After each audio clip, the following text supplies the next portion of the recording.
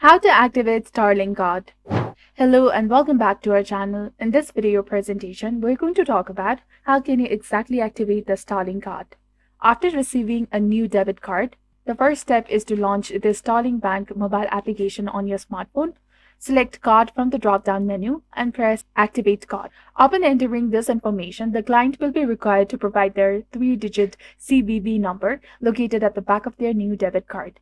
Customers with an existing account can order a contactless MasterCard from the app and start using it within a few days. They can also set it up on their mobile phone or Google Pay wallet for immediate use and set it up for the payments on the compatible devices once accepted. So this was all about how to activate the Starling Card. If you found this video informative, do not forget to like, comment, share, and subscribe to our channel for more amazing tips and tutorials. And don't forget to hit that bell icon to stay updated with our latest content. Thank you for your viewership and support. See you in the next one.